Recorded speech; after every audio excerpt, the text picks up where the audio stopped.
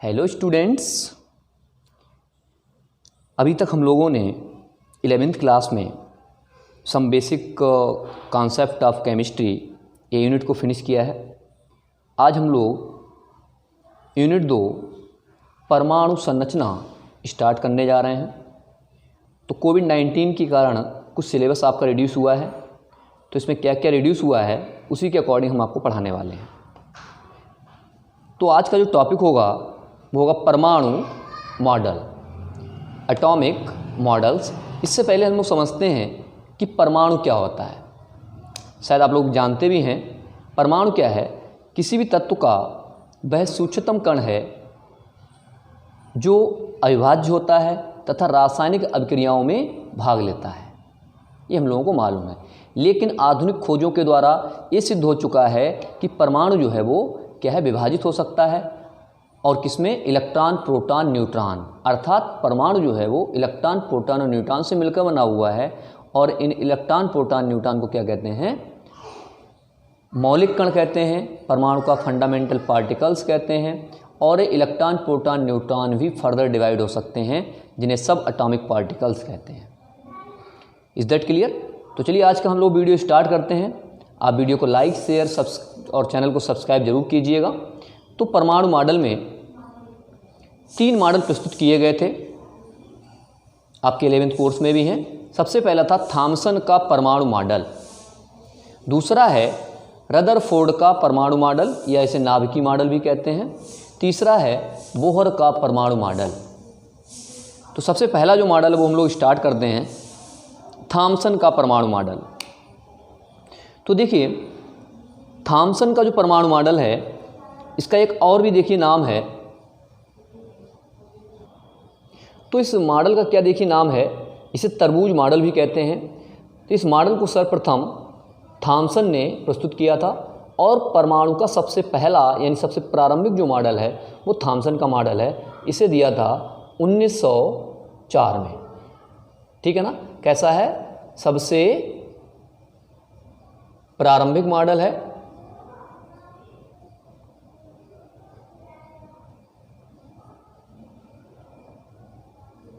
और इस मॉडल का जो दूसरा नाम है वो क्या है? तरबूज मॉडल। इसे क्या कहते हैं? तरबूज मॉडल भी कहते हैं। क्यों कहते हैं इसे तरबूज मॉडल? क्योंकि थॉमसन ने क्या किया था, परमाणु की जो तुलना की है वो किसके साथ की है? तरबूज के साथ की है। थॉमसन जी ने जो परमाणु की जो कंपेयरिंग की है, तुलना की है, वो किससे की है? तरबूज के साथ की है। तो आपको पता है जिस तरह से तरबूज में क्या होता है, ये लाल लाल द्रव्य होता है, रेड मैटर होता है, पूरा रेडिश एरिया होता है तरबूज में। और उसमें क्या होते हैं? काले काले जो होते हैं वो तरबूज के बीज जो होते हैं वो उसके अंदर धंसे रहते हैं। ठीक इसी आधार पर क्या किया थॉमसन ने? इस परमाणु की व्याख्या की। इन्होंने भी क्या बताया कि जो परमाणु है, परमाणु के अंदर एक धनावेश जो है एक पूरे छोटे से गोले में क्या रहता है? ये फैला रहता है इस तरह से। यानी ये सब जो द्रव्य पदार्थ है वो सब क्या हो गया? उसे क्या माना इन्होंने? धनावेश माना। और इस धनावेश में क्या होता है, ये जो इलेक्ट्रॉन हैं वो ठीक उसी तरह से धंसे रहते हैं जिस तरह से तरबूज में उसके बीज धंसे रहते हैं। मतलब क्या हुआ, यानी ये क्या हो गए, इसको इन्होंने क्या नाम दे दिया? इलेक्ट्रॉन नाम दे दिया। और जो पूरा जो रेडिश जो एरिया है, जो धनावेश भाग है, वो रेडिश एरिया है, उसको क्या नाम दिया? पॉजिटिवली चार्ज्ड मैटर, यानी धनावेशित द्रव्य नाम दिया। शायद आपको समझ में आ गया होगा। यानी ये जो पूरा लाल लाल जो एरिया होगा वो क्या हो जाएगा? धनावेशित द्रव्य होगा। और उस धनावेशित द्रव्य में इलेक्ट्रॉन धंसे रहते हैं। ठीक है ना? लेकिन इस सिद्धांत में क्या है, बहुत सारी कमियां थीं। ठीक है ना? ये सिद्धांत क्या है, इस परमाणु के स्थायित्व की या स्पेक्ट्रम की व्याख्या नहीं करता है। इसलिए ये सिद्धांत जो है वो इनवैलिड हो गया, अवैध हो गया। इसके बाद एक दूसरे साइंटिस्ट आ जाते हैं, रदरफोर्ड। रदरफोर्ड मॉडल साहब, रदरफोर्ड क्या करते हैं? नाभिक की खोज करते हैं। और उन्होंने क्या किया, इसके लिए एक अल्फ़ा स्कैटरिंग मॉडल प्रस्तुत किया।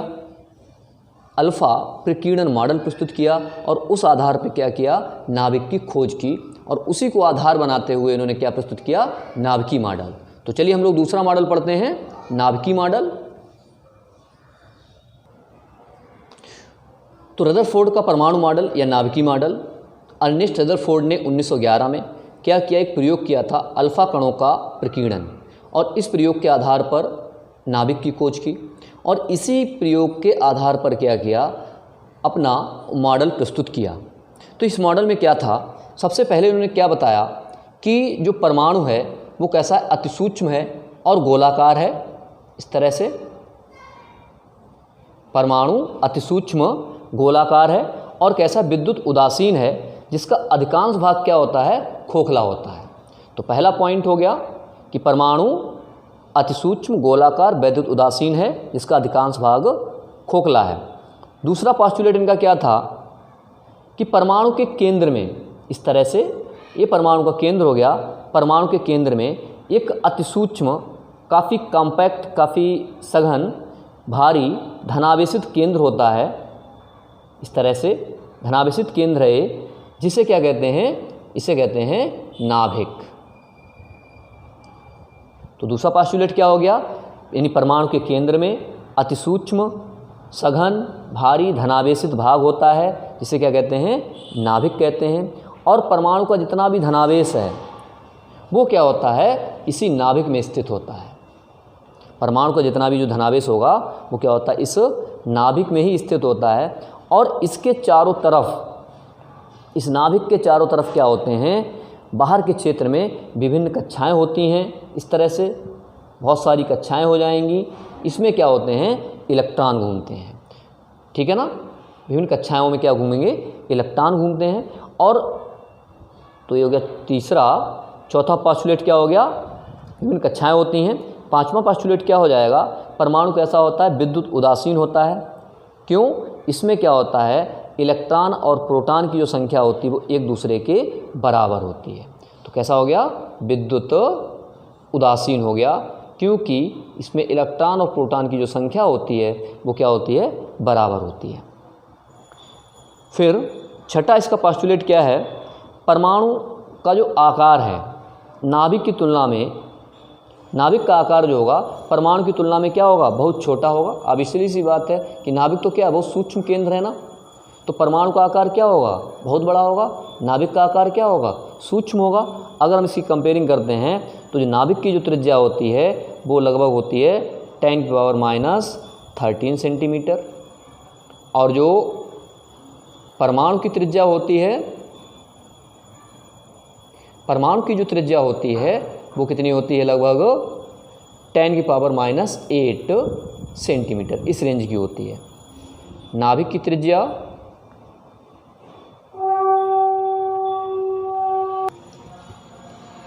त्रिज्या 10⁻13 सेंटीमीटर होती है, इस रेंज में होती है। तो हम देख सकते हैं कि परमाणु की त्रिज्या क्या है, बहुत अधिक है, और नाभिक की त्रिज्या क्या है, इसकी कंपेयरिंग में बहुत कम है।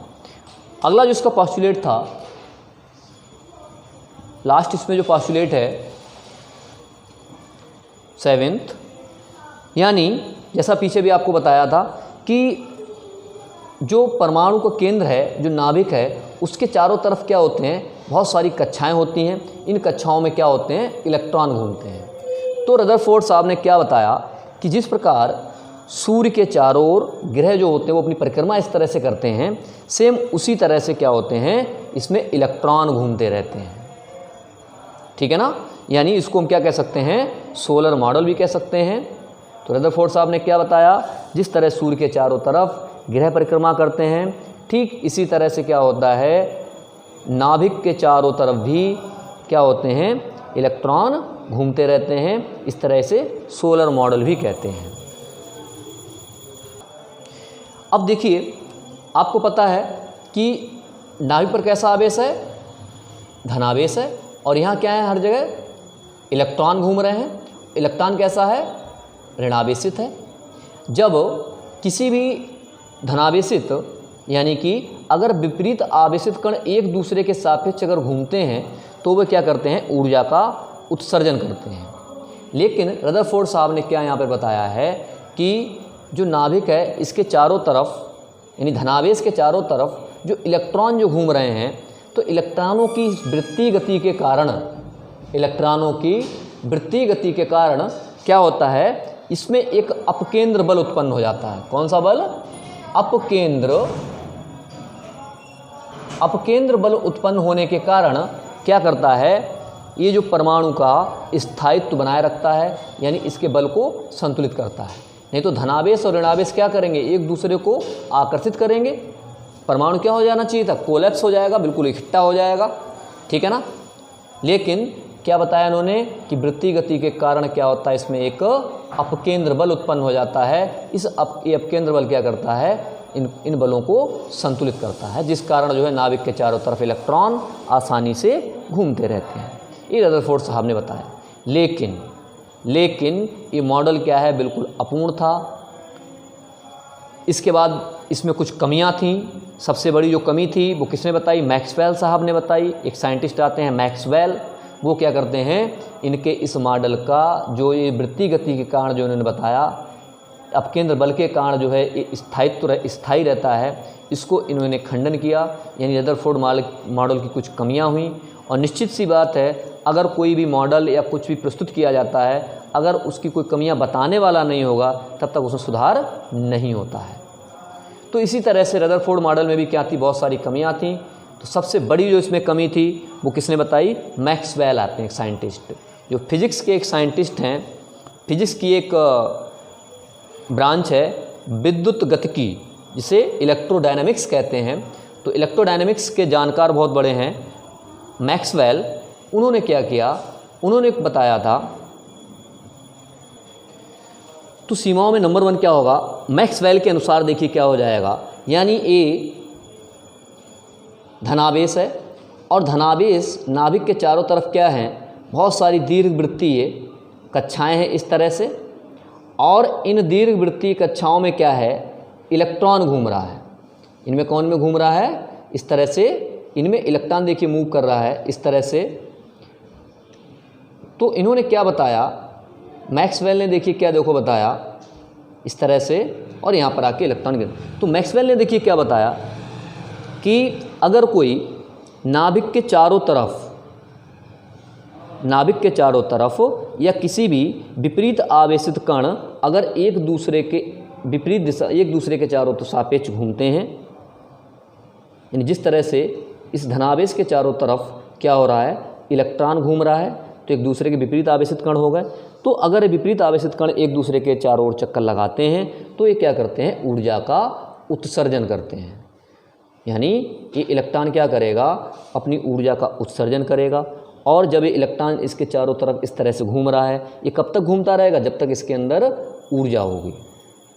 जब इसकी इलेक्ट्रॉन की जब ये ऊर्जा सारी ख़त्म हो जाएगी, घूमते घूमते एक समय ऐसा आ जाएगा कि इलेक्ट्रॉन की जो सारी ऊर्जा है वो क्या होगी, ख़त्म हो जाएगी। जब इलेक्ट्रॉन की सारी ऊर्जा ख़त्म हो जाएगी तो इलेक्ट्रॉन क्या हो जाना चाहिए, नाभिक में आकर के गिर जाना चाहिए। तो सबसे बड़ी कमी यही थी। मैक्सवेल का जो कॉन्सेप्ट था विद्युत गतिकी का सिद्धांत, उसको रदरफोर्ड इसका मतलब था सेटिस्फाई नहीं कर चुके। यानी कि इसका मतलब ये हुआ कि परमाणु का स्थायित्व नहीं है। इनके मॉडल के अनुसार जो है परमाणु स्थायी नहीं है। जब इलेक्ट्रॉन आके यहाँ पर गिरता चला जाएगा, यानी इसकी रेडियस क्या होगी, कम होती जाएगी, परमाणु क्या हो जाएगा, कोलैप्स हो जाएगा, सिकुड़ जाएगा। Is that clear? तो पहला तो ये था इनका पॉइंट, ड्रॉबैक, कमी। दूसरी कमी क्या थी, ये जो कुछ स्पेक्ट्रम होते हैं, ये जो मॉडल है सिर्फ एक इलेक्ट्रॉन वाले परमाणु के स्पेक्ट्रम रेखाओं की तो व्याख्या नहीं कर सका। यानी एक इलेक्ट्रॉन वाले, जैसे हाइड्रोजन है, तो इस पर कितने इलेक्ट्रॉन होते हैं, इसे 1 इलेक्ट्रॉन होता है। तो इसका जो स्पेक्ट्रम था, उत्सर्जन स्पेक्ट्रम था, इसकी व्याख्या जो है रदरफोर्ड मॉडल द्वारा नहीं की जा सकती है। दूसरा क्या था, तीसरा पॉइंट ये था कि इन्होंने ये नहीं बता पाए कि लाइमन और बामन श्रेणी की जो उत्सर्जन प्रकृति होती है वो कैसी होती है, सतत ना होकर के असतत होती है। इसका मतलब क्या हुआ, ये सतत स्पेक्ट्रम नहीं होती है बल्कि असतत स्पेक्ट्रम प्रकार की होती है। इसके बारे में इन्होंने कुछ नहीं बताया। तो ये तीसरी कमी हो गई। नेक्स्ट इसमें तो इस तरह से रदरफोर्ड के मॉडल की तीन सीमाएं हो जाती हैं। पहली, मैक्सवेल के अनुसार जो है इसके स्थायित्व यानी परमाणु का स्थायित्व नहीं है। दूसरा, एक इलेक्ट्रॉन वाले उत्सर्जन स्पेक्ट्रम की व्याख्या नहीं कर सका। तीसरा, इलेक्ट्रॉनों की ऊर्जा के सतत ह्रास के कारण, ठीक है, परमाणु का जो उत्सर्जन स्पेक्ट्रम है वो कैसा होना चाहिए था, सतत होना चाहिए था, लेकिन इसकी व्याख्या रदरफोर्ड के मॉडल के द्वारा नहीं की जा सकी। इसलिए क्या होता है, रदरफोर्ड के मॉडल की कमियों को दूर करने के लिए एक तीसरे साइंटिस्ट आते हैं, बहुत बड़ा इनका नाम है, वो हैं Niels Bohr. Is that clear? तो चलिए हम नील्स बोहर के बारे में पढ़ते हैं। तो थर्ड मॉडल है बोहर का परमाणु मॉडल।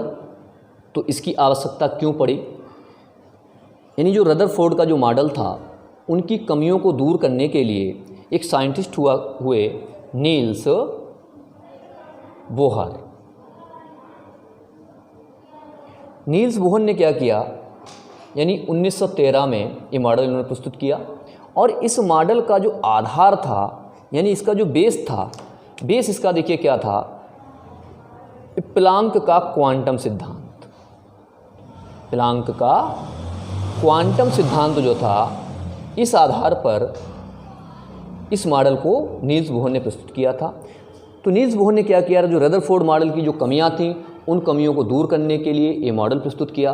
तो सबसे पहले उसमें तो कमी ये आई थी कि जो रदरफोर्ड का जो मॉडल था वो मैक्सवेल के सिद्धांत के अनुसार सही नहीं था। दूसरा क्या था, वो सतत और असतत स्पेक्ट्रम की व्याख्या नहीं कर सका। तो पहले हम समझते हैं कि सतत स्पेक्ट्रम क्या होता है। स्पेक्ट्रम होता क्या है, स्पेक्ट्रम मतलब क्या होता है, कलेक्शन ऑफ लाइंस। उसमें क्या होता है, विभिन्न प्रकार की विभिन्न तरंग दैर्घ्य की क्या होती हैं, लाइंस होती हैं, वो क्या है, स्पेक्ट्रम है। तो दो प्रकार के स्पेक्ट्रम थे, सतत और असतत स्पेक्ट्रम। यानी ऊर्जा ह्रास के कारण जो इसका स्पेक्ट्रम होता है वो सतत होता है। क्यों होता है ऐसा जो था वो रदरफोर्ड साहब नहीं बता पाए। तो सतत स्पेक्ट्रम का मतलब क्या होता है, इसका मतलब ये हुआ यानी कि किसी भाग की सभी तरंग दैर्घ्य अगर उपस्थित होती हैं, कौन कौन तरंग दैर्घ्य होती हैं, हम लोगों ने पढ़ा है बिबज्योर, BIBGYOR, ठीक है ना। तो बिबज्योर यानी कि तरंग दैर्घ्य कौन कौन सी होगी, violet, indigo, blue, green, yellow, orange और रेड। इसकी क्या होती हैं, तरंग दैर्घ्य होती हैं, ठीक है ना। अगर ये सारी तरंग दैर्घ्य प्रेजेंट हैं, अगर किसी स्पेक्ट्रम में ये सभी उपस्थित हैं तो उसे क्या बोलते हैं, सतत स्पेक्ट्रम बोलते हैं। इन केस अगर इनमें से कोई भी गायब हो जाती है, सपोज करो यहाँ से बी रह गई, ये वाली B बाई R, तो यहाँ से कौन कौन सी देखी गायब हो गई, एक तो I गायब हो गई, G नहीं है, O नहीं है, तो स्पेक्ट्रम एक कैसा हो गया, ये स्पेक्ट्रम कहलाएगा असतत स्पेक्ट्रम। Is that clear? तो इसकी जो व्याख्या थी वो रदरफोर्ड के मॉडल के द्वारा सही प्रकार से नहीं की जा सकी, ठीक है ना। दूसरा, ये जो सिद्धांत है वो किस पर आधारित है, प्लांक का क्वांटम सिद्धांत। तो प्लांक के क्वांटम सिद्धांत पर आधारित है। इन्होंने क्या बताया था, इसके बारे में थोड़ी सी हम चर्चा करते हैं, फिर हम लोग बोहर के परमाणु मॉडल के पास्टुलेट पढ़ेंगे। इन्होंने क्या बताया था, प्लांक के सिद्धांत के अनुसार देखिए क्या है, यानी अगर कोई भी बॉडी है, अगर वो ऊर्जा का उत्सर्जन या ऊर्जा का अवशोषण करती है, या तो अवशोषण या ऊर्जा का उत्सर्जन करती है, तो क्या होता है, ये ऊर्जा के पैकेट्स के रूप में होता है। क्या होता है, यानी ऊर्जा का अवशोषण या उत्सर्जन ऊर्जा के छोटे छोटे पैकेट के रूप में होता है। और इन पैकेट्स को क्या नाम दिया गया था, इन पैकेट्स को क्या कहते हैं, क्वांटा कहते हैं। इन पैकेट्स को प्लांक ने क्या नाम दिया, क्वांटा अथवा फोटॉन नाम दिया गया। यानी ऊर्जा का अवशोषण या ऊर्जा का उत्सर्जन, ठीक है, सतत ना होकर कैसा होता है, असतत होता है। ये किसने बताया, प्लांक ने बताया। और ऊर्जा का जो अवशोषण या उत्सर्जन क्या होगा, ऊर्जा के पैकेट्स के रूप में होगा। इन्हें क्या कहते हैं, क्वांटा या फोटॉन कहते हैं। और एक क्वांटा या फोटॉन की जो ऊर्जा होती है वो किसके बराबर होती है, hν के बराबर होती है। और एक क्वांटा या इस फोटॉन की जो ऊर्जा होगी वो किसके बराबर होगी, एच न्यू के बराबर होगी। एक पैकेट क्वांटा या फोटॉन की ऊर्जा एच न्यू के बराबर होगी, और एच न्यू बराबर क्या होता है, एच सी अपॉन लैम्डा होता है, क्योंकि न्यू यहाँ पर क्या हो गई, आवृत्ति हो गई, और आवृत्ति बराबर क्या होता है, सी अपॉन लैम्डा। इसलिए इक्वेशन क्या बन जाती है, एच न्यू यानी कि एनर्जी क्या हो गई, ऊर्जा बराबर किसके हो गई, एच न्यू के बराबर हो गई, या एस सी अपॉन लैम्डा के बराबर हो गई, जहाँ पर एच क्या हो गया, प्लांक स्थिरांक है, सी क्या है, प्रकाश की चाल है, और लैम्डा क्या है, तरंग दैर्घ्य है। Is that clear. अब हम लोग आगे बढ़ते हैं बोहर के परमाणु मॉडल। यानी बोहर के परमाणु मॉडल के क्या क्या पास्टुलेट्स थे, क्या क्या अवधारणाएं थीं, इनको हम 1 बाय 1 करके पढ़ते हैं। Is that clear. तो बोहर का जो परमाणु मॉडल हम लोग समझ चुके हैं, नील्स बोहर 1913 में दिया, प्लांक के क्वांटम सिद्धांत के आधार पर था, क्या क्या रदरफोर्ड मॉडल की कमियां थीं, और क्या प्लांक का क्वांटम सिद्धांत था, इसको हम लोगों ने पढ़ लिया। अब देखिए बोहर के परमाणु मॉडल की क्या क्या अवधारणाएं थीं, या क्या क्या इसके मेन जो पास्टुलेट्स थे, अजम्पशंस थे, उनको पढ़ते हैं 1 बाय 1 करके। तो इससे सबसे पहला जो पास्टुलेट था, सबसे पहले उन्होंने क्या बताया बोहर साहब ने, तो पहला पास्टुलेट है, यानी परमाणु क्या होता है, नाभिक के चारों ओर, परमाणु में इलेक्ट्रॉन जो होते हैं वो नाभिक के चारों तरफ दीर्घवृत्तीय कक्षाओं में घूमते रहते हैं। ठीक है ना। तो पहला पास्टुलेट क्या हो जाएगा, परमाणु जो है वो नाभिक के चारों तरफ दीर्घवृत्तीय कक्षाओं में घूमते हैं। दूसरा जो पास्टुलेट है कि नाभिक के चारों ओर अनेक दीर्घवृत्तीय कक्षाएं संभव हैं। यानी ये नाभिक हो गया, इसके चारों तरफ क्या हैं, बहुत सारी दीर्घवृत्तीय कक्षाएं हैं। ठीक है, लेकिन क्या इलेक्ट्रॉन इन सभी कक्षाओं में घूमते हैं? ये सब कुछ इन्होंने बताया कि इलेक्ट्रॉन जो है नाभिक के चारों तरफ केवल उन्हीं कक्षाओं में घूमते हैं जिनमें इनका जो कोणीय संवेग होता है, कोणीय संवेग h/2 पाई का पूर्ण गुणक होता है। यानी कोणीय संवेग जो होता है ये किसके बराबर होता है, mvr के बराबर होता है। mvr = nh/2 पाई। कोणीय संवेग क्या मतलब हुआ, यानी मान लिया कोई m द्रव्यमान का इलेक्ट्रॉन है, r उसकी त्रिज्या है, और v वेग से घूम रहा है। ठीक है ना। तो इसका जो कोणीय संवेग होगा, जब घूमते समय जो यहाँ पे जो मोमेंटम जो उत्पन्न होगा, एंगुलर मोमेंटम जो होगा इसका, वो किसके बराबर होता है, h/2 पाई के बराबर होता है। ठीक है ना। तो यहाँ पर क्या हुआ, तो जो इसका कोणीय संवेग जो mvr होगा, अगर nh/2 पाई का पूर्ण गुणक है, उन्हीं कक्षाओं में घूमेगा जिसमें इसका कोणीय संवेग nh/2 पाई का पूर्ण गुणक हो। यानी n का मान मतलब क्या आना चाहिए इसमें, 1, 2, 3, 4 होना चाहिए। इनका कैसी कक्षाओं में घूमेगा, जिसके लिए h/2 पाई हो, या 2h/2 पाई है, या 3h/2 पाई है। तो जिनके लिए कोणीय संवेग इस तरह से आएगा h/2 पाई, 2h/2 पाई, 3h/2 पाई, उन्हीं में क्या होगा, उन्हीं कक्षाओं में सिर्फ इलेक्ट्रॉन्स घूमेंगे। Is that clear. नेक्स्ट में जो थर्ड पास्टुलेट इन्होंने बताया था, थर्ड पास्टुलेट इनका क्या था, थर्ड पास्टुलेट बताया कि प्रत्येक कक्षा, जितनी भी कक्षाएं हैं नाभिक के चारों तरफ, क्या होती है, इनकी ऊर्जा क्या होती है, निश्चित होती है। ये नाभिक है, ये पहली कक्षा हो गई, ये दूसरी कक्षा हो गई, तीसरी कक्षा हो गई, चौथी कक्षा हो गई, तो सभी कक्षाओं की क्या है, ऊर्जा जो है वो निश्चित है। ठीक है ना। और इन कक्षाओं को हम क्या कहते हैं, इन्हें कहते हैं ऊर्जा स्तर कहते हैं, या इसे क्या बोलते हैं, एनर्जी लेवल इसको बोलते हैं। ठीक है ना। और इन कक्षाओं में घूमते हुए इलेक्ट्रॉनों की, यानी अगर कोई मान लिया इलेक्ट्रॉन पहली कक्षा में है, ठीक है, उसकी ऊर्जा निश्चित होगी, दूसरी, तीसरी, चौथी, तो इनमें घूमते हुए इलेक्ट्रॉनों की ऊर्जा क्या रहती है, स्थिर रहती है। इसलिए इन कक्षाओं को हम क्या कहते हैं, स्थायी कक्षाएं भी कहते हैं। दूसरा इनका क्या नाम हो गया, स्थायी कक्षाएं भी इनको कहते हैं।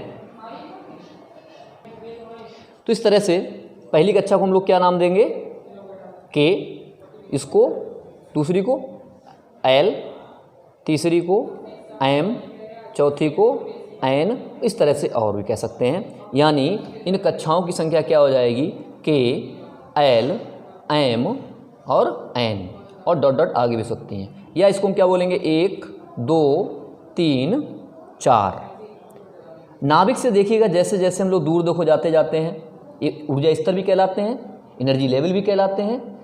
जैसे जैसे हम नाभिक से देखिए दूर देखो जाते हैं, ठीक है, ये नाभिक हो गया आपका, यहाँ से आप दूर जाइए, यहाँ जाइएगा तो n बराबर 1 मिलेगा, यानी k कक्षक हो गया। फिर देखिएगा ऊर्जा देखिए और ज़्यादा होगी, यानी L n बराबर क्या होगा, 2 होगा, यानी L कक्षा होगी, इसकी एनर्जी क्या होगी, और ज़्यादा होगी। ऐसे देखिए और बढ़ते जाइएगा और देखिए ऊर्जा बढ़ती चली जाएगी। इस तरह से एनर्जी क्या होती है, बढ़ती जाती है। यानी नाभिक से जैसे जैसे हम दूर जाते जाएंगे तो इनकी ऊर्जा क्या होगी, वो लगातार बढ़ती जाएगी। Is that clear. नेक्स्ट इसमें जो पॉइंट है, इलेक्ट्रॉन क्या होते हैं, एक निश्चित ऊर्जा स्तर की कक्षाओं में घूमता रहता है। जब इलेक्ट्रॉन एक निश्चित ऊर्जा स्तर में घूमेगा, यानी जैसे सपोज करो इलेक्ट्रॉन हमारा k एनर्जी स्तर में है, यानी इसमें अगर इलेक्ट्रॉन हमारा घूम रहा है तो ये ऊर्जा का ना उत्सर्जन करेगा और ना ही अवशोषण करेगा, ठीक है ना। मान लिया इलेक्ट्रॉन हमारा n कक्ष में घूम रहा है, तो यहाँ पे जब इलेक्ट्रॉन जब यहाँ घूम रहा है तो ऊर्जा का उत्सर्जन या अवशोषण कुछ भी नहीं करेगा। कब करता है, तो हमारा चौथा पॉइंट क्या हो जाता है, यानी स्थायी कक्षाओं में घूमते हुए इलेक्ट्रॉन ऊर्जा का उत्सर्जन या अवशोषण नहीं करते हैं। पांचवा पोस्टुलेट देखिए क्या बनता है, यानी जब कोई इलेक्ट्रॉन, यानी कोई भी मान लीजिए इलेक्ट्रॉन है, जब वो निम्न ऊर्जा स्तर से, यानी एक ऊर्जा स्तर से कम ऊर्जा वाले स्तर से, यानी सपोज कीजिए कोई इलेक्ट्रॉन इस k से कहाँ जाता है, L में जंप करता है, निम्न ऊर्जा स्तर से उच्च ऊर्जा स्तर में जाता है या यहाँ जाता है, तो ये क्या करता है, ऊर्जा का अवशोषण करेगा। यानी जब भी इलेक्ट्रॉन ऊर्जा का अवशोषण करेगा, यानी इलेक्ट्रॉन ऊर्जा का अवशोषण करके निम्न ऊर्जा स्तर से उच्च ऊर्जा स्तर में चला जाता है, यानी 1 से 2 में चला जाएगा। कब जाएगा भाई, जब हमको इलेक्ट्रॉन हमको कुदाना है, हमको हाई एनर्जी लेवल में जाना है, हमको एक सीढ़ी से दूसरी सीढ़ी पर जाना है, तो क्या करेंगे, हमको एक्स्ट्रा एनर्जी की ज़रूरत होगी। सेम इसी तरह से इलेक्ट्रॉन भी क्या करता है, एनर्जी गेन करता है, ऊर्जा का अवशोषण करता है। अगर एक कक्षा से दूसरी कक्षा में जाता है, या 1 से तीसरी में जाता है, या तीसरी से चौथी में जाता है। Is that clear. तो ऊर्जा का अवशोषण करके एक ऊर्जा स्तर से दूसरी ऊर्जा स्तर में चला जाता है। फिर क्या होता है, दूसरा इसी में है, यानी जब इलेक्ट्रॉन उच्च ऊर्जा स्तर से, यानी सपोज करो इलेक्ट्रॉन हमारा पहले कहाँ पहुँच गया, इस n कोष में आ गया, n कक्ष में आ गया। अब इलेक्ट्रॉन क्या करे, फिर से n से कहाँ आए, तीसरी कक्ष में आए, यानी m में आए या l में आए या इसमें आए, k में आए। जब इलेक्ट्रॉन इस तरफ जाएगा, यानी उच्च ऊर्जा स्तर से निम्न ऊर्जा स्तर में जाता है, ठीक है, यानी उच्च ऊर्जा स्तर का मतलब अधिक ऊर्जा स्तर से कम ऊर्जा स्तर में आता है, तब ये क्या करता है, ऊर्जा का उत्सर्जन करेगा। तो दो चीज़ें हो गई, यानी जब इलेक्ट्रॉन निम्न ऊर्जा से उच्च ऊर्जा स्तर में जाता है तो ऊर्जा का अवशोषण करेगा, और दूसरा क्या करेगा, जब उच्च ऊर्जा स्तर से निम्न ऊर्जा स्तर में आएगा तो ऊर्जा का उत्सर्जन करता है। Is that clear. अब जब ऊर्जा का उत्सर्जन करेगा, इसका मतलब क्या होता है, ऊर्जा किसके रूप में यहाँ पर निकलती है, विकर्ण के रूप में निकलती है, फोटॉन के रूप में निकलती है, या क्वांटा के रूप में होता है। यानी ऊर्जा का अवशोषण या उत्सर्जन क्वांटा या विकर्ण के रूप में होता है या फोटॉन के रूप में होता है। और हम लोग पीछे पढ़ चुके हैं कि इसकी जो एनर्जी होती है वो क्या हो गया, मान लिया हायर एनर्जी लेवल की E2 है और निम्न ऊर्जा स्तर E1 है, यानी 2 से 1 में गया।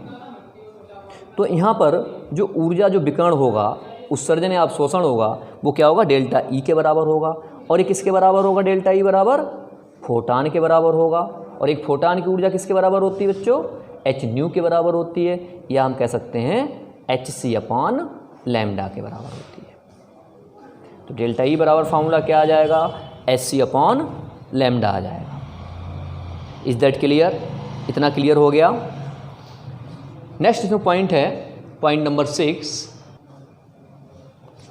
पॉइंट नंबर 6 क्या है, कहता है, पॉइंट नंबर 6 ये बताता है कि यानी जब ऊर्जा का जब उत्सर्जन होता है, यानी उच्च ऊर्जा स्तर से इलेक्ट्रॉन जब निम्न ऊर्जा स्तर में आता है तो क्या होता है, हमें उत्सर्जन स्पेक्ट्रम प्राप्त होता है। पीछे हम लोग बता चुके हैं स्पेक्ट्रम के बारे में, यानी ऊर्जा उत्सर्जन के फलस्वरूप क्या होगा, हमें ऊर्जा का एक उत्सर्जन स्पेक्ट्रम प्राप्त होगा।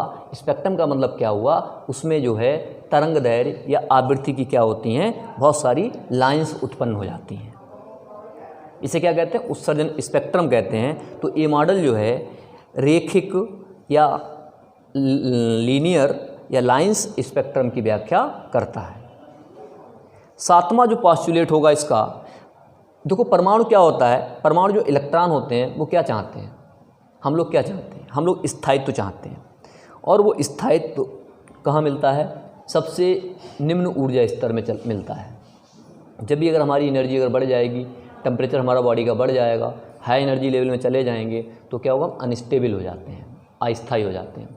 इसी तरह से क्या है, इलेक्ट्रॉन भी क्या होते हैं, हमेशा न्यूनतम या निम्नतम ऊर्जा स्तर में रहते हैं। ठीक है, उन कक्षाओं में रहने के कारण ये क्या होते हैं, अधिक स्थायी होते हैं। यानी जैसे सपोज करो कोई इलेक्ट्रॉन अगर पहली कक्षा में है तो कैसा है, स्थायी है, यहाँ से दूसरी में जाएगा तो क्या होगा, स्थायित्व उसका कम हो जाएगा। तो ऐसे इलेक्ट्रॉन जो निम्नतम ऊर्जा वाली कक्षाओं में रहते हैं, इस अवस्था को हम लोग क्या कहते हैं, परमाणु की मूल अवस्था कहते हैं। तो मूल अवस्था का मतलब क्या हुआ, मूल अवस्था का मतलब क्या हुआ, यानी परमाणु में इलेक्ट्रॉन निम्नतम ऊर्जा वाली कक्षाओं में है। ठीक है, जब हम इसको बाहर से ऊर्जा देंगे, जब हम अगर बाहर से इसको एनर्जी देंगे तो ऊर्जा का क्या करेगा, अवशोषण करेगा। तो न्यूनतम से कहाँ चला जाएगा, उच्चतम ऊर्जा स्तर में चला जाएगा। तो इसे हम क्या बोलते हैं, उत्तेजित अवस्था बोलते हैं। ध्यान रखिएगा छात्रों, इसे क्या बोलते हैं, उत्तेजित अवस्था कहते हैं। और दोनों की ऊर्जा और जो विकर्ण का जो अंतर है वो किसके बराबर है, डेल्टा ई के बराबर है या hc/λ के बराबर है। Is that clear. तो इस तरह से क्या हुआ, बोहर साहब ने क्या किया, जो रदरफोर्ड के मॉडल में या जो मैक्सवेल के अनुसार जो कमियां थीं उनको दूर कर दिया। ठीक है ना, तो उनके दोषों को दूर किया।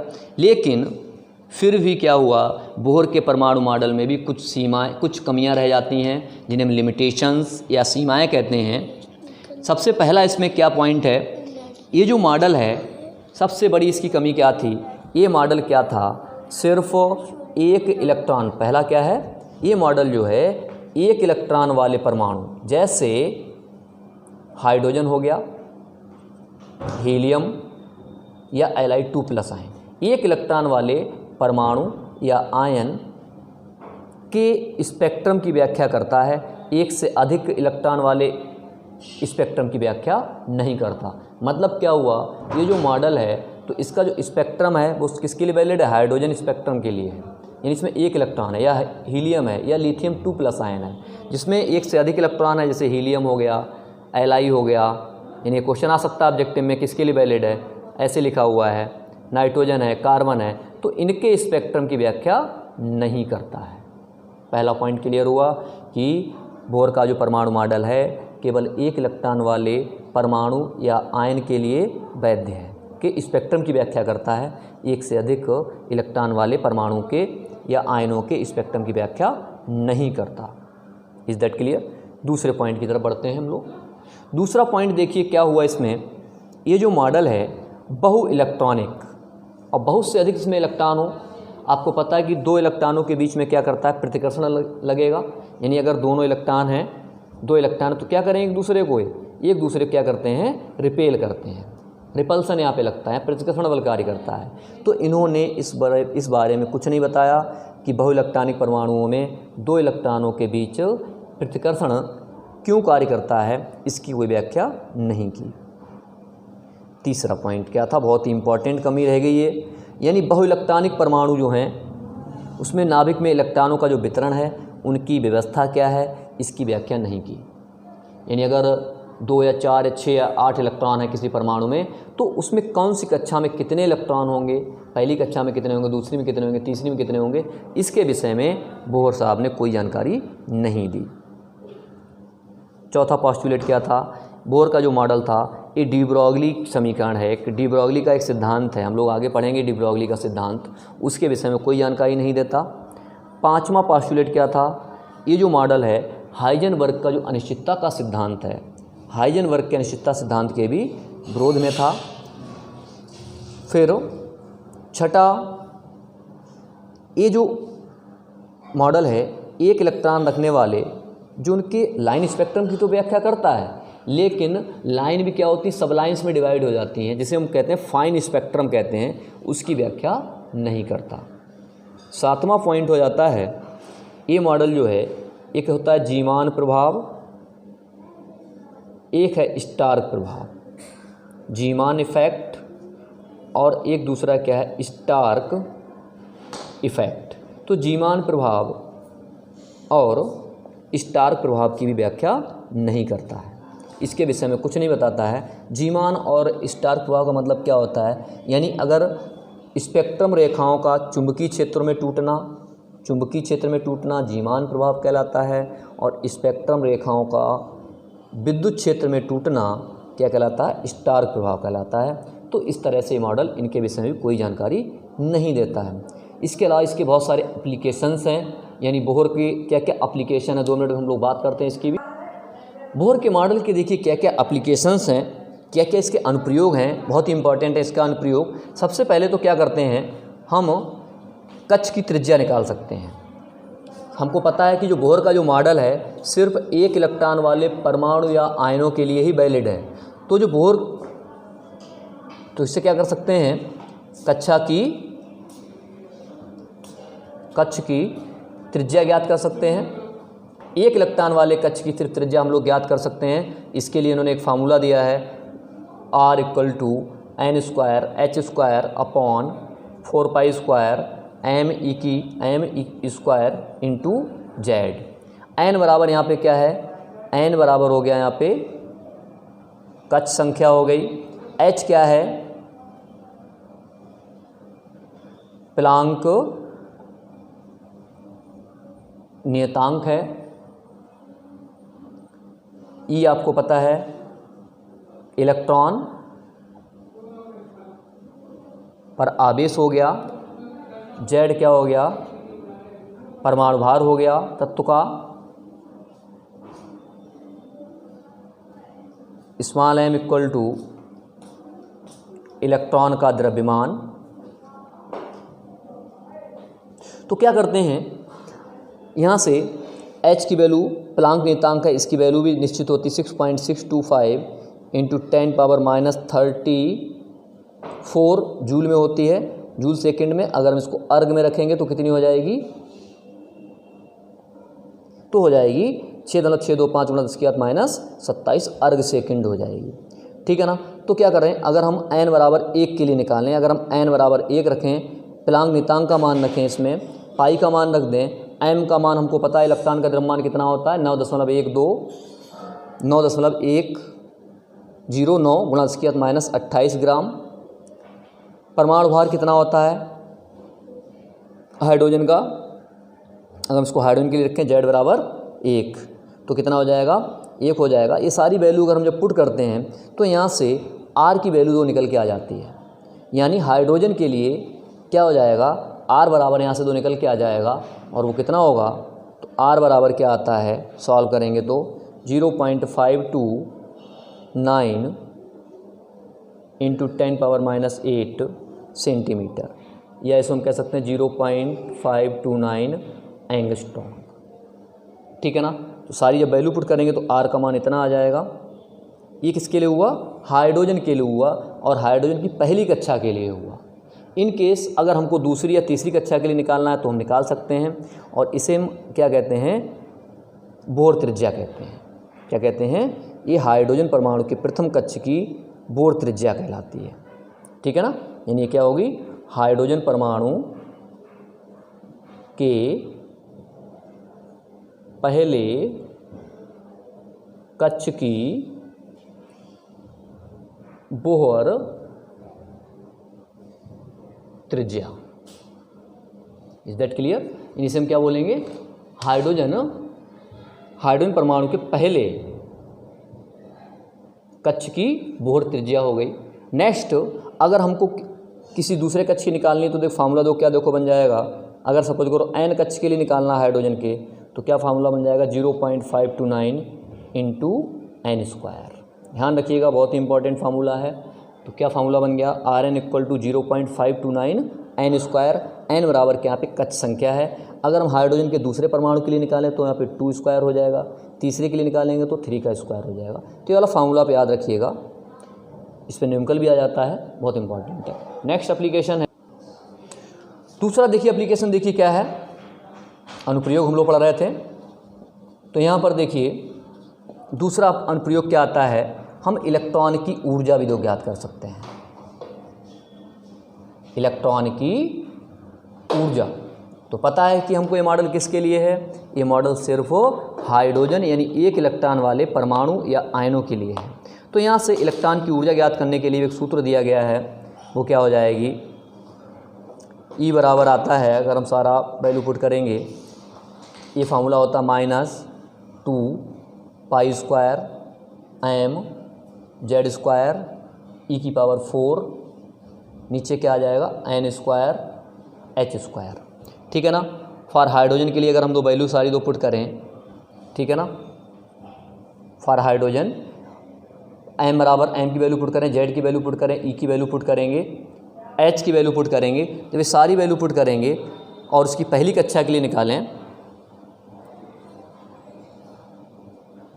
प्रथम कक्षा के लिए, ठीक है ना।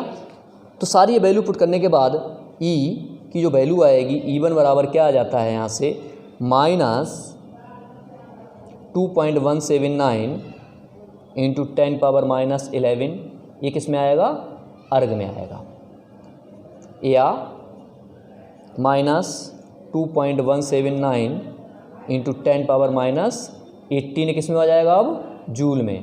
10⁻7 से क्या किया, इसमें ऐड कर दिया, 2.179 इंटू 10⁻18 जूल हो गया। या अगर इलेक्ट्रॉन वोल्ट में निकाले तो -13.6 इलेक्ट्रॉन वोल्ट। अगर इसी तरह से अगर हमको n कक्ष के लिए निकालना है तो क्या हो जाएगा, -13.6 upon n square electron volt में बहुत पूछा जाता है। हाइड्रोजन की n कक्षा के लिए क्या हो जाएगी, इसकी ऊर्जा -13.6 upon n square electron volt हो जाएगी, ठीक है ना। इसी तरह से अगर आपको अर्ग में निकालना है तो क्या होगा, -2.179 गुणा 10⁻11 अपॉन n स्क्वायर हो जाएगी। इसी तरह से अगर जूल में निकालोगे तो -2.179 गुणा 10⁻18 बटे n स्क्वायर जूल में हो जाएगी। तो इस तरह से क्या कर सकते हैं, इस बोहर मॉडल के आधार पर हम किसी भी हाइड्रोजन या उसकी तरह से एक इलेक्ट्रॉन वाले परमाणु की त्रिज्या निकाल सकते हैं, इलेक्ट्रॉन की ऊर्जा निकाल सकते हैं। Is that clear. अगर हमको दूसरे कक्ष की निकालनी है ऊर्जा तो यहाँ पे नीचे क्या होगा, n बराबर कितना आ जाएगा, 2 आ जाएगा। आई होप आपको वीडियो कुछ बड़ी हो गई है, अच्छी लगी होगी, लाइक सब्सक्राइब शेयर ज़रूर कीजिएगा। Thanks for watching this video.